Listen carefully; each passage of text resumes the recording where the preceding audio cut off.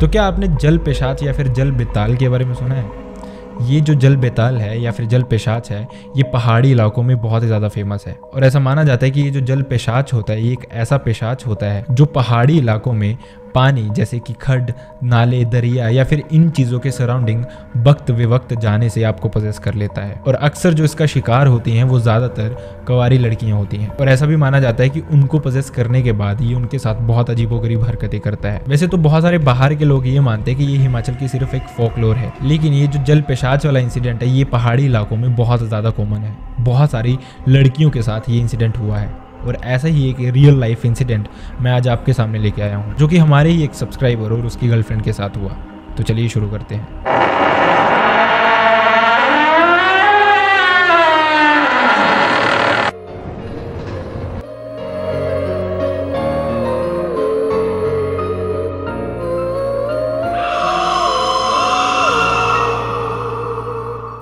तो ये जो जल पेशाच है, जिसका इंट्रोडक्शन मैंने आपको ऑलरेडी दे दिया, ये पहाड़ी इलाकों में बहुत ही खतरनाक माना जाता है। और इसीलिए पहाड़ों से मैक्सिमम लड़कियां वक्त बेवक्त पानी के किनारे नहीं जाती। लेकिन जब बहुत सारे टूरिस्ट यहाँ पे घूमने आते हैं तो उनको इसके बारे में पता नहीं होता, और अगर पता हो तो वो उन चीज़ों पर विश्वास नहीं करते। लेकिन इसके कॉन्सिक्वेंसेज उनको झेलने पड़ते हैं, और वो समटाइम्स बहुत ज़्यादा खतरनाक होते हैं।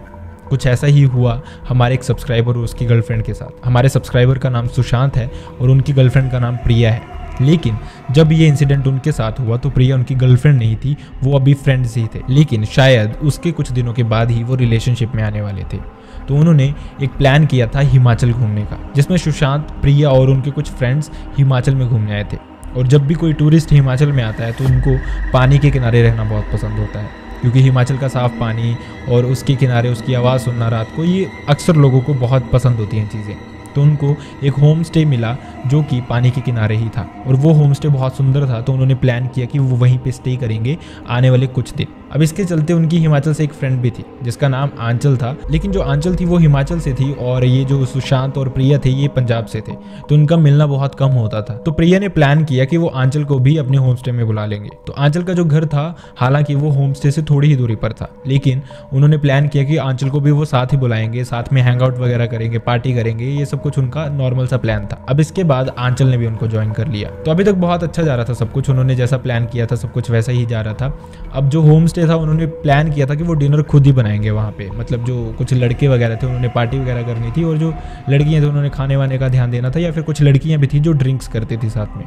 तो उनका वैसा ही सिस्टम सारा चल रहा था। लेकिन उन्होंने पहले से प्लान कर रखा था, जो कि आंचल को उन्होंने वहाँ पे पहुँचने के बाद बताया। उन्होंने आंचल को बताया कि उन्होंने प्लान किया हुआ है बेसिकली एक बॉन फायर का, जो कि वो जो उनके होम स्टे के बाहर एक नाला था, या फिर जिसको हम दरिया भी बोल सकते हैं, उसके पास ही उन्होंने प्लान किया था।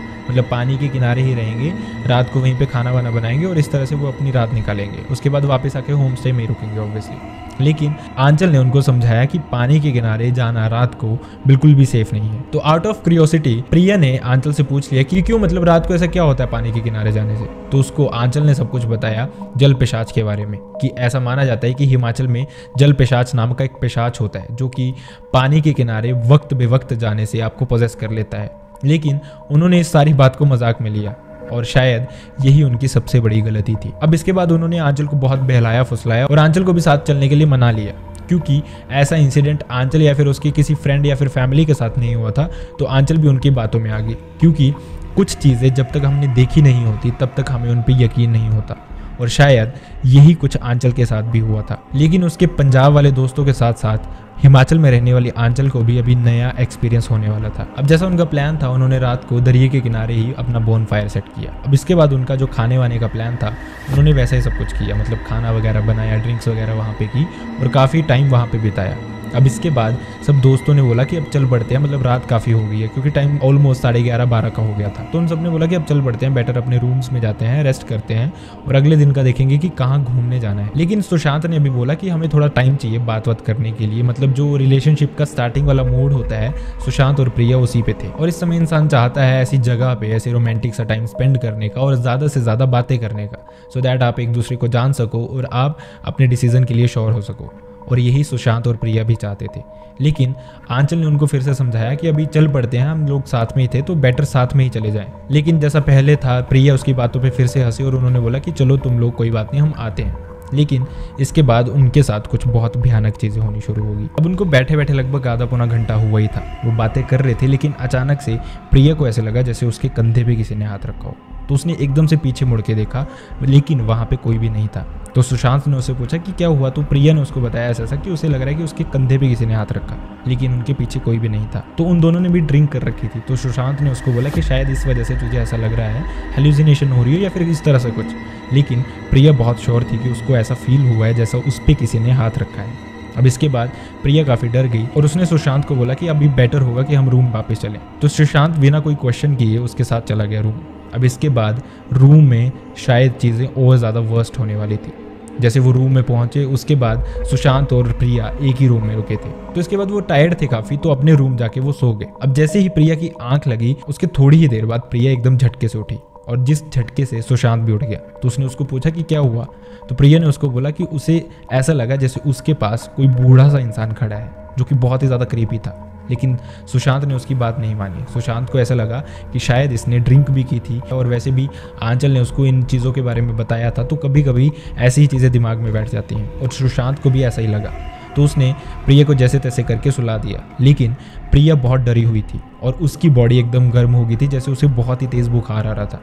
तो सुशांत ने सोचा कि वो पहले उसको सुला लेगा, उसके बाद खुद सोएगा। अब इसके बाद थोड़ी देर हुई ही थी कि सुशांत को ऐसा लगा जैसे उसका हाथ किसी ने मोड़ दिया हो। अब उसने फटाफट से लाइट ऑन की, लेकिन वहाँ पे कोई भी नहीं था। तो उसको भी ऐसा लगा कि जैसे प्रिया को हेलुसिनेशन हो रही है, वैसे ही शायद उसका दिमाग भी काम कर रहा हो। उसने इस चीज़ को वहम ही सोचा, क्योंकि ड्रिंक्स तो उसने भी की थी। हालांकि ये ऐसी चीज़ें थी जो कि उन दोनों के साथ ही पहली बारी हो रही थी, लेकिन सुशांत को ये डर था कि कहीं वो प्रिया को उठाए तो प्रिया और ज़्यादा न डर जाए। तो सुशांत ने थोड़ी हिम्मत की और फिर से लाइट बंद की और सोने की कोशिश की।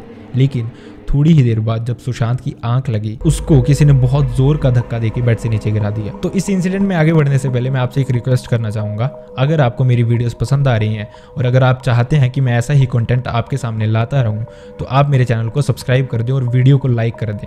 ये सब्सक्राइब करना आपके लिए तो बिल्कुल फ्री है, लेकिन मेरे लिए बहुत ही ज़्यादा इंपॉर्टेंट है। अब सुशांत को लगा कि शायद ये प्रिया ने नींद में ऐसा कर दिया हो, लेकिन जैसे ही सुशांत ने लाइट ऑन की तो प्रिया उसी पोजीशन में सोई थी जैसे वो पहले सो रही थी।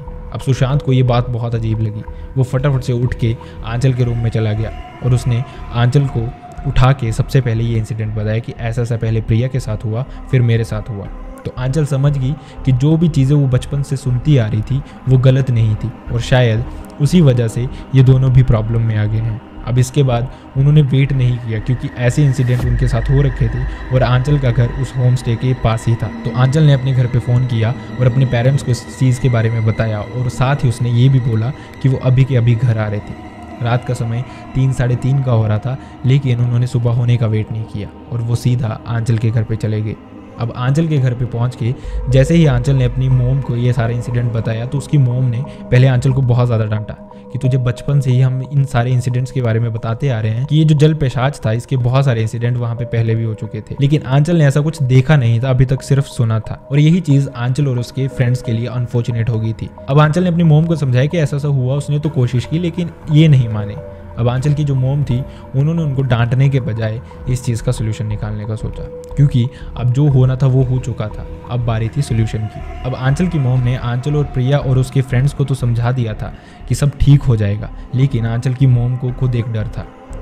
अक्सर ऐसा भी माना जाता है कि ये जो जल पेशाच होता है, ये किसी के साथ अगर अटैच हो जाए और वो इन चीज़ों को इग्नोर करे, कोई सपना समझ के या फिर हेलुसिनेशन समझ के, तो थोड़े ही टाइम बाद ये उनसे परमानेंट अटैच हो जाता है, जो कि उनकी मैरिड लाइफ इन चीज़ों को भी बहुत ज़्यादा हार्म करता है, और ये फिर लाइफ लॉन्ग उनके साथ ही रहता है। आप कुछ भी कर लें उसके बाद वो उनसे डी अटैच नहीं होता, और जिन औरतों के साथ ये लग जाता है उनके बच्चे भी बहुत मुश्किल से होते हैं। तो आंचल की मोम को सिर्फ यही डर था कि ये जो भी चीज़ है ये प्रिया से परमानेंट अटैच होने से पहले इसका सोल्यूशन कर लिया जाए। और इसके लिए उनके घर के पास में ही एक पंडित था जो कि अपने ही किसी देवता की पूजा करता था, और वो सुबह 5 बजे ही उठ जाता था। तो उनके लिए ये बात बहुत फॉर्चुनेट थी, क्योंकि वो जब तक घर पहुंचे थे और उसके बाद जब ये सारी कन्वर्सेशन हुई थी तो 4 साढ़े 4 का टाइम वैसे ही हो चुका था। अब इसके बाद जो आंचल की मोम थी वो उन सबको उस पंडित के पास लेके गई। उस पंडित ने उनका झाड़ फूक की और प्रिया को उसने एक डोरी जैसी बना के दी, और उसके बाद प्रिया ने काफ़ी अच्छा फील किया। मतलब टाइम रहते ही वो जो भी चीज़ थी जिसको जल पेशाच माना जाता है वो प्रिया से डी अटैच होगी। तो ये था एक ऐसा इंसिडेंट जो कि शायद अगर आप हिमाचल से बाहर से हैं तो आपको इन चीज़ों के बारे में ना पता हो, लेकिन मेरा यही मोटिव था कि मैं आपको इन चीज़ों के बारे में भी अवेयर कर दूँ, तो दैट अगर आप कभी हिमाचल आएँ तो इन चीज़ों को अवॉइड करें। तो आई रियली होप कि आपको मेरी वीडियो पसंद आई हो। अगर वीडियो पसंद आई हो तो चैनल को सब्सक्राइब करना ना भूलें, वीडियो को लाइक करना ना भूलें। अगर आपके पास भी ऐसे इंसिडेंट है तो आप मेरी मेल आईडी या फिर मेरे इंस्टाग्राम पे मुझसे शेयर कर सकते हैं। दोनों का लिंक आपको मेरे डिस्क्रिप्शन बॉक्स में मिल जाएगा। So see you next time in a next video. Bye bye.